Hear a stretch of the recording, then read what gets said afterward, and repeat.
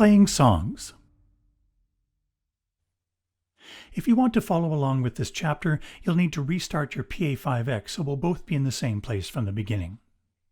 And reset the crossfade slider by moving it a bit and setting it to the left. The Pa5X is able to play two song files at the same time and crossfade from one to the other. But not only from a MIDI file to another or to an MP3 file, but from a song file to a style as well. The files are played directly from the internal memory or from media inserted into the USB host port on the back or on the top right of the Pa5X.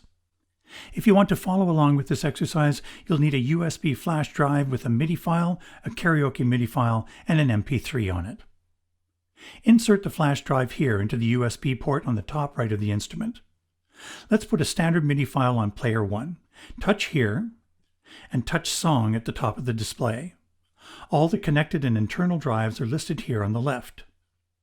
Touch your USB drive to show the available files. Touch the name of the MIDI file you want for player 1, and press Exit. And let's put an MP3 file on player 2. Instead of accessing the Song Select window by touching the display, use the faster way by pressing the Player 2 Song button. Your USB drive is probably still selected on the left.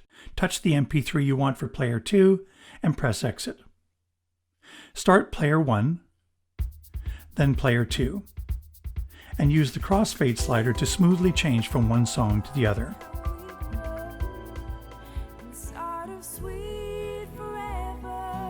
Then crossfade back to player 1. Press stop on both players.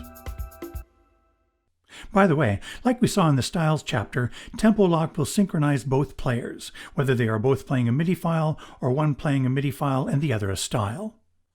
Some MIDI files have lyrics embedded in them, for example, a file with a .kar extension. Let's select a .kar song for player 1. Start. To show the lyrics, press the Lyrics button located to the right of the display. The lyrics follow along.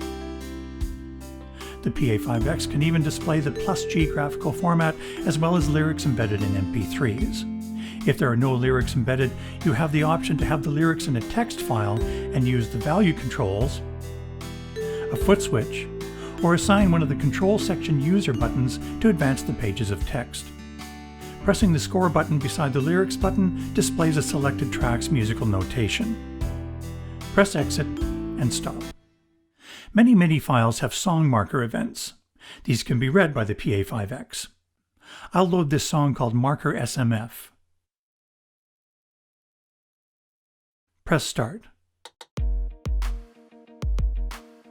When I press the marker button here, the markers are displayed. I can either select them on the display or use the Style Element buttons. I can touch here to loop the selected section. Press Exit. If your MIDI song doesn't have markers, you can easily create your own. I'll load in this MIDI file called Blues Guitar and go back to the markers page. All you do is play the song, and where you want the marker, touch Add. If you touch Add within the early beats of a measure, the beginning of the current measure is saved as a marker. If you touch Add within the last beat of a measure, the beginning of the following measure is saved as a marker. Let's add a few.